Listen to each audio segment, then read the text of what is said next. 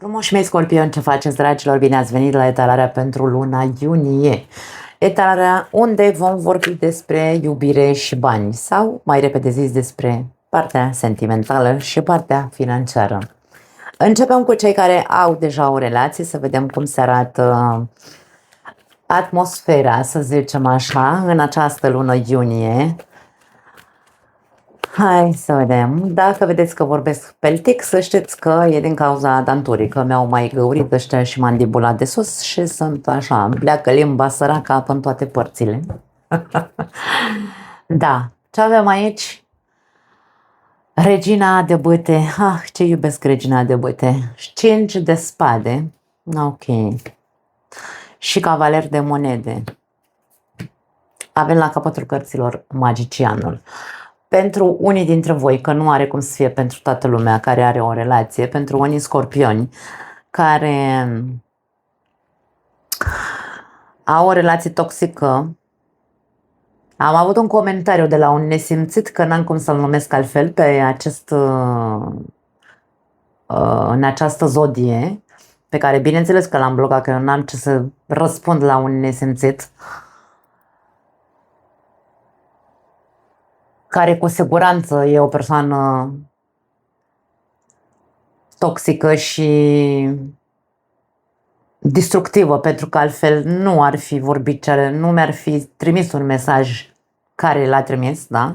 Dacă știi cine e, dacă mai auzi acest canal sau mai asculți acest canal, n-ai decât să-ți faci un alt cont ca să poți să mă înjuri din nou, dar stai liniștit că oricum nu o să-ți răspund, da? Pentru mine oamenii needucați n-ar trebui să existe. Ar trebui să meargă în junglă cu animalele, să se bată acolo cu ele. Cine e animal n-are dreptul să trăiască între oameni. Există unii dintre scorpioni, să sperăm că puțini, care trăiesc într-un mare conflict. Fie cu partenerul de viață, fie într-un mare conflict interior. Sunt în luptă cu ei înșiși sau sunt în luptă cu celălalt. Lupta, 5 de spade, face referință la lupte de orgolii. Pe o parte. Pe de altă parte face referință la lupta de orgolii, din punctul meu de vedere, face referință la cel care pe care. Stai să vedem, stai că ți arăt eu ție, stai că vezi tu, las că și eu pot să fiu rău sau rea sau egoistă, lasă că și eu pot să fiu, nu știu, așa mai nepăsător. Deci aici este vorba despre, că și în materialul trecut la scorpion era vorba despre manipulare și aici poate să fie vorba despre manipulare. Da. Acolo vorbeam despre cartea diavolului, aici vorbim despre magicianul, magicianul, la fel ca în viața reală, când vedem un magician, ce face? Îți creează o iluzie, îți manipulează mintea ca tu să crezi că el a făcut acolo un truc, da? Tot despre manipulare vorbim. Ideea care este? Regina de bâte, fiind vorba aici despre o relație, sunteți foarte diferiți între voi doi. Unul este foarte ambițios și celălalt poate să fie foarte delăsător. În ce sens ambițios? Egoist, se uită doar în curtea lui, nu participă, hai să spunem așa, cu pași concreți sau cu a demonstra că își dorește bunăstarea acestei relații familiei. Iar celălalt, care e mai delăsător, e ca și cum e, lasă-mă nebuna în pace, știți cum e. În general, cam astea sunt discuțiile și certurile dintre noi. Poate avea loc o altă ceartă între unii dintre voi în această perioadă, dar unul dintre voi o să reacționeze foc și pară, iar celălalt se va retrage așa, ca și cum mă duc să nu o mai aud pe asta cum tăcăne din gură toată ziua. Poate fi vorba despre asta. Acum, nu pot să spun că aceste cărți vor să vă transmită un sfat. Ne arată cum arată atmosfera în luna iunie pentru unii dintre voi. Dacă ar fi să găsesc eu maniera în care să caut un sfat în aceste cărți, ar fi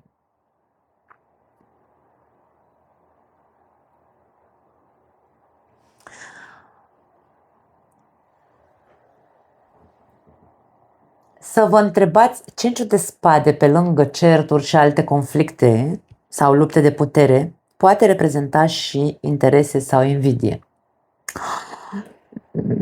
Care sunt interesele, m-aș duce? Cam acolo aș vrea să bată sfatul.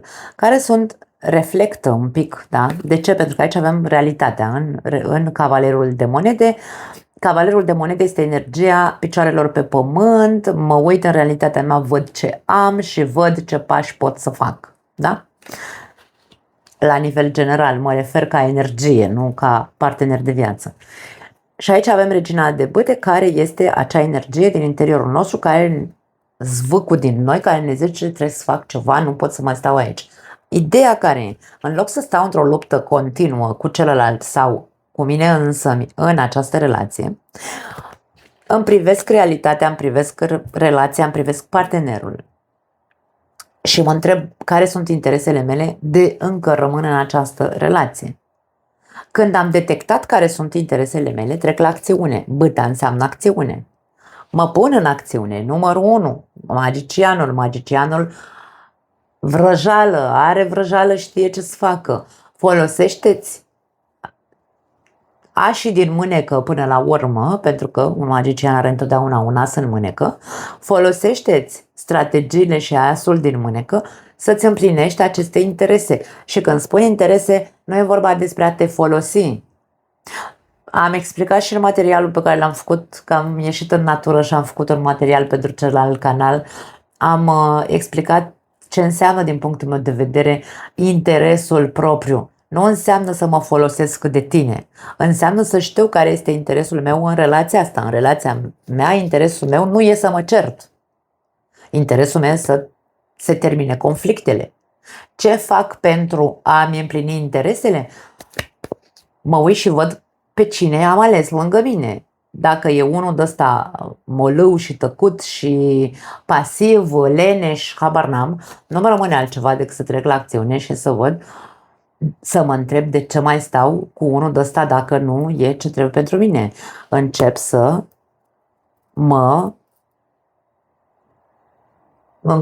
să-mi caut alte modalități, da, de ieșire. Dacă ne uităm în această carte, acest om pleacă de undeva, încet, cu pași mărunți, da. Deci aici e vorba despre asta. Mai ales dacă relația e toxică, sfatul este, uite-te în realitatea ta, vezi de ce, care sunt interesele sau de ce accepti atâta toxicitate, ceartă, critici, habar n-am, manipulare, da? De ce? Fă ceva, e nevoie să acționezi, e nevoie să crezi. Magicianul înseamnă cred. Un magician nu te poate, nu-ți poate produce o iluzie optică dacă tu nu crezi în magie. Dacă tu nu crezi în propriile forțe, nu vei reuși, bineînțeles. Trebuie să crezi în tine, că vei reuși să ieși din acea relație toxică. Așa că cam asta e, dragă Scorpion, supărat dacă nu ți-a convenit ce ai auzit, e problema ta. Sunt foarte rea cu persoanele de genul ăsta. Și la Gemeni a fost unul care am uitat la Gemeni să anunț, eram mai pe flow așa, dar la Scorpion nu, pentru că Scorpionii sunt persoane care îți dă în cap, ăștia toxici și nesimțiți mă refer, da? Sunt persoane care îți dă în cap gratis, fără nicio noimă, așa că pentru tine special dedicația asta, dragă bărbat, nu, dragă specimen masculin, nu mai ținte cum îl chema, Radu nu știu ce, da, în fine, nici nu mai contează. Dar nu vă iert, nu vă iert, că n-am niciun motiv să vă iert. Cei singuri, care-i treaba? Luna, ceață, 8 de monede și 6 de monede. Da, e foarte ok aici. Avem împăratul la capătul cărților. Ceața, dacă bărbatul ăsta, Radu, nu știu cum, care m-a înjurat, ești singur, fă eforturi. Fă eforturi îți fac o citire privată acum. Fă eforturi da, sunt foarte acidă acum, încerc să mă controlez. Nu vorbesc despre Radu, hai să vorbesc despre cei singuri. În această lună, dragii mei, unii dintre voi, într-un fel sau altul, nu știu dacă vă obligați singuri, dar voi aveți nevoie să vă repuneți pe picioare din punct de vedere emoțional. E nevoie să vă introduceți în adâncul sufletului vostru, acolo unde se află cele mai mari dureri, în acel trecut traumatic pe care l-ați trăit în alte relații sau, mă rog, din punct de vedere emoțional, sentimental.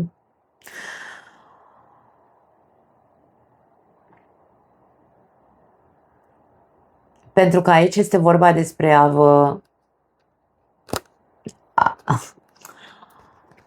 a vă repune pe picioare. 6 de monede, cartea echilibrului, da? 8 de monede, cartea eforturilor pe care le fac. Împăratul este cartea structurii. Nu pot să ajung să-mi găsesc sau să îmi construiesc o relație sănătoasă cu cineva dacă nu rezolv rahaturile din trecut. Poveștile urâte pe care le-am trăit, poveștile de dragoste pe care le-am trăit în trecut.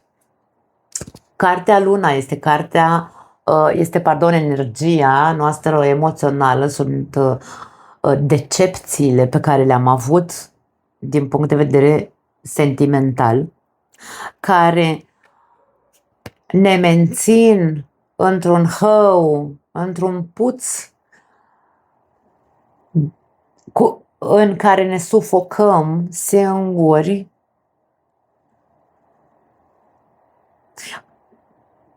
pentru că nu avem puterea, da? Nu avem puterea și disciplina necesară să intrăm adânc acolo. Când nu putem să facem singuri o autoterapie, o numesc eu, da? Când îmi scot pe masă, băi frate, mi-am scos pe masă toate poveștile de dragoste pe care le-am avut, toate trădările pe care le-am simțit sau, mă rog, problemele pe care și eu le-am făcut, că dacă dăm peste unul de ăsta despre care vorbeam mai devreme și ai avut de-a face cu unul de ăsta, te-a lăsat praf unul de ăsta, da? Ți-a făcut viața varză un scorpion de genul ăsta. Aici vreau să spun, ok, ai trăit tu pe pielea ta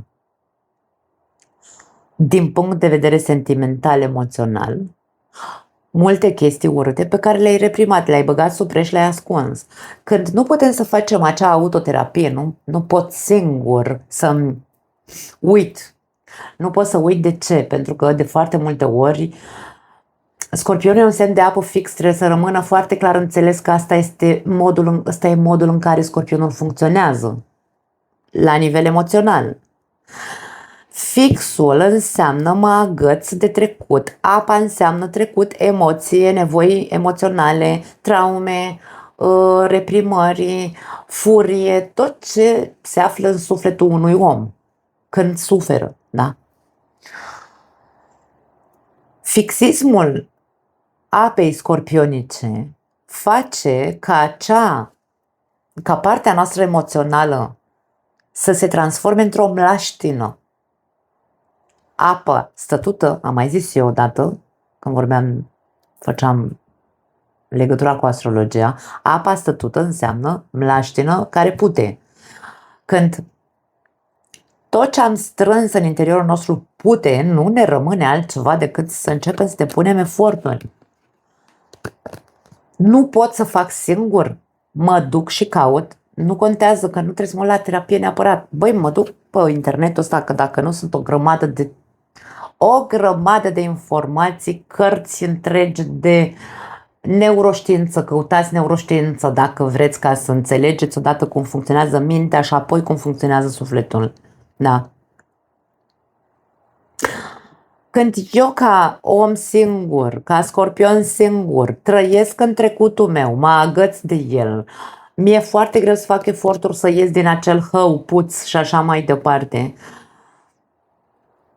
Caut alternative, caut persoane care să mă sprijine emoțional, caut persoane care să mă îndrume, caut persoane care să mă susțină, să mă îndrume, cum am zis, să mă ghideze către, nu știu, materiale pe care le poți asculta, terapie pentru unii mai curajoși, că Scorpionul nu este unul dintre semnele zodiacale care nu merge la terapie. Și dacă merge la terapie, nu se va destăinui în totalitate, pentru că aia e fixismul apei, da? Lasă, domne, nu trebuie să știu ăla ce în sufletul meu în totalitate. E secretul meu, luna este cartea secretelor, este viața mea, e secretul meu, nu trebuie să știe altul. Pentru că Scorpionul este una dintre energiile care nu are încredere, domne, nimeni decât în el însuși.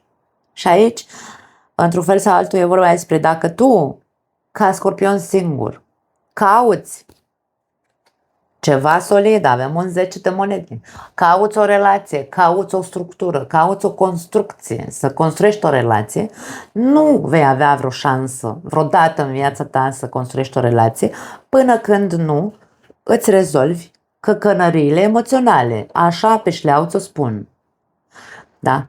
Aici e nevoie de eforturi din partea ta, nu poți să mai stai în umbre, nu mai poți să stai în mlaștina emoțională în care te afli, nu mai poți să stai în trecutul de care te agăți, de părerile pe care ți le-ai făcut dacă ai suferit într-o relație 2-3, că majoritatea dintre noi avem 2-3 relații de-a lungul vieții, nu trecem din relație în relație, nu, maxim 3 și ca și cum, băi, am avut 3 relații sau 5 sau 10, mi-e indiferent. Băi, dacă toți au fost așa, asta înseamnă că s-a terminat viața pentru mine. Da, majoritatea persoanelor asta gândesc. Ideea este că aici e vorba despre eforturi, aici e vorba despre, băi, dă cezarului ce e al cezarului. Mie îmi place să spun câteodată aceste cărți, fii, frate, sincer în totalitate cu tine. Fii sincer în totalitate cu tine. De ce nu vrei să faci eforturi să ieși din mlaștina asta? De ce te ascunzi în continuare în propria ta mizerie emoțională?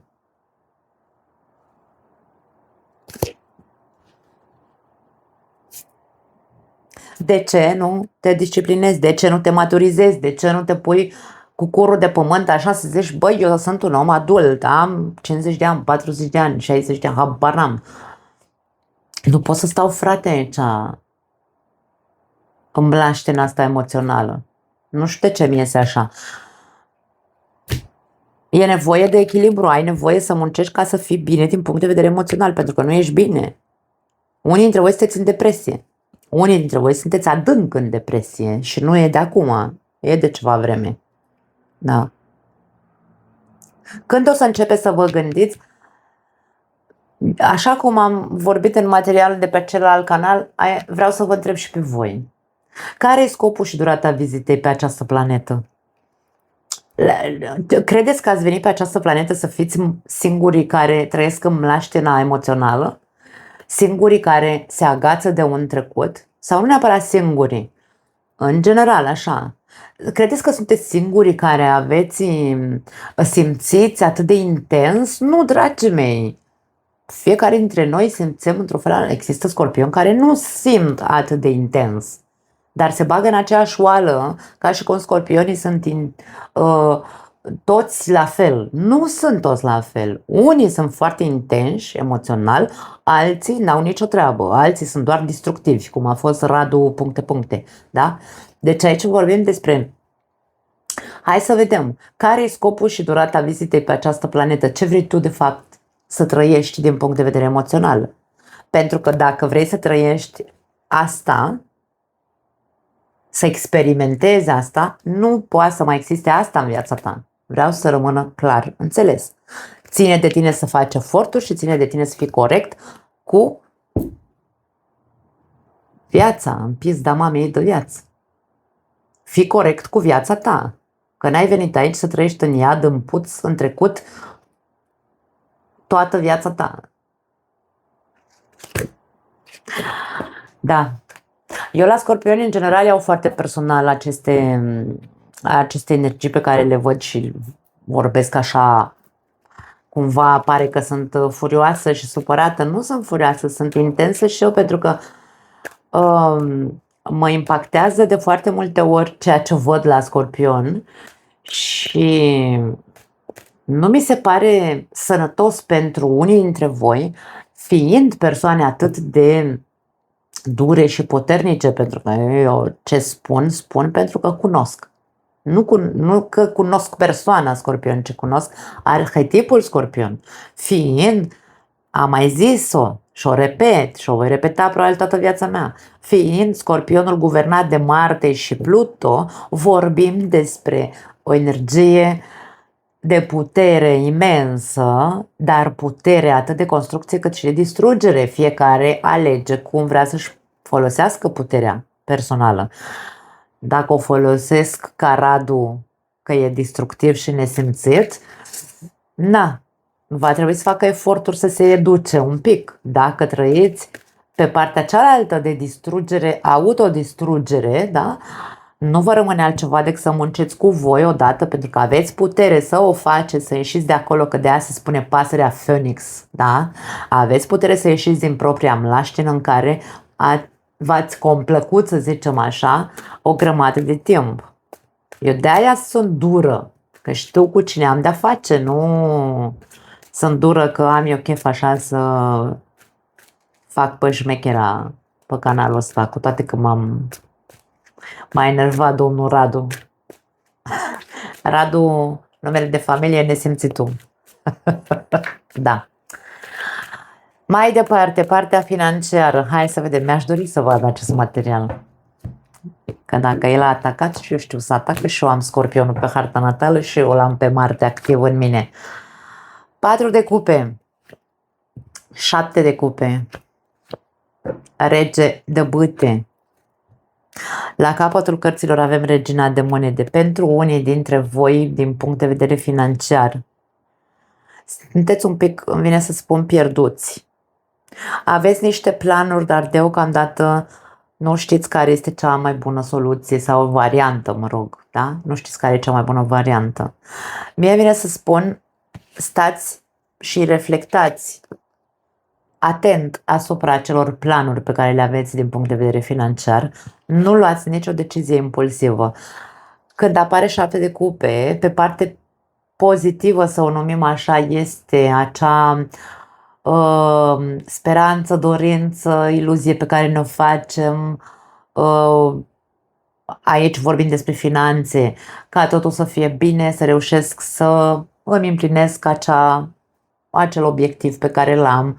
Însă, din punct de vedere negativ, este cai verzi pe pereți. Stau și visez cai verzi pe pereți, că într-o zi o să fie bine, dar eu stau aici pe degeaba și doar mă uit, dar nu mă apuc de nimic, doar stau și mă uit.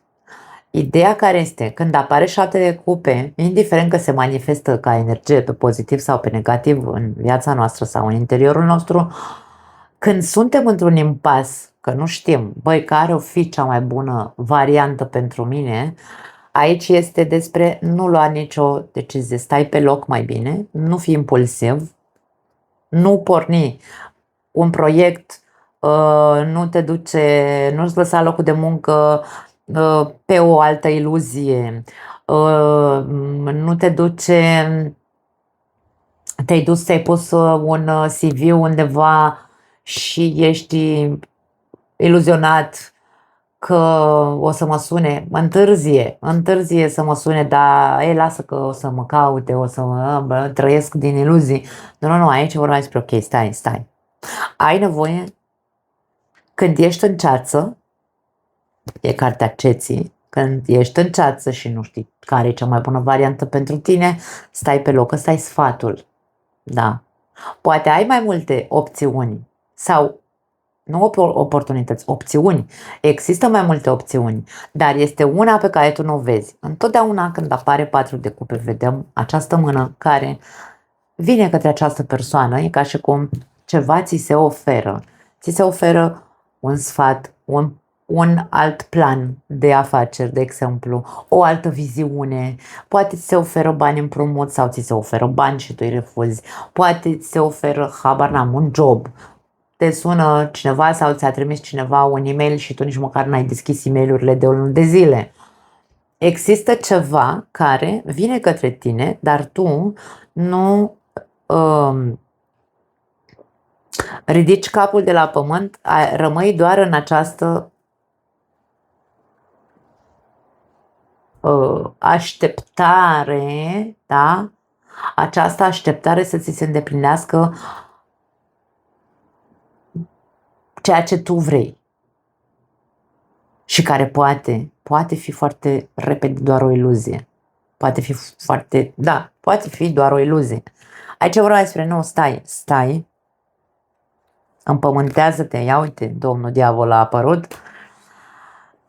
stai, fii foarte realist, învață să fii egoist, da? Să știi care este obiectivul tău, alimentează-ți voința, focul, dar nu face nimic, nu periculos, atenție, bine, cu diavolul acolo poate fi ceva din impuls, mai mult o să am pierderi decât câștiguri. Ideea e aici că trebuie să stai pe loc, dacă te regăsești, bineînțeles, în această stare iluzorie, în care nu știi care e cea mai bună variantă pentru tine. Stai, gândește-te care este, întâi evaluează această, da? Realitatea ta din punct de vedere financiar care este? Este una bună? Este una mai puțin bună? Pentru că nu îți face bine să refuzi alte lucruri rămânând doar cu imaginea unei iluzii în capul tău. Privește-ți realitatea și alimentează-ți curajul și voința să faci ceva, dar ridică și ochii de la pământ să vezi și altfel, să vezi și altceva, să vezi și alte variante. Nu o singură variantă pe care o aștepți tu aici. Nu văd o altă noimă în aceste cărți. Da. Nu mai am altceva, îmi pare rău că v-am vărsat și eu am vomitat bine nervi, că n-am nervi. Doar am ținut neapărat să fiu nesimțită și eu. Așa că, da, dacă v-am deranjat, îmi pare rău. Vă pupăcesc. Ne vedem data viitoare. Ceau!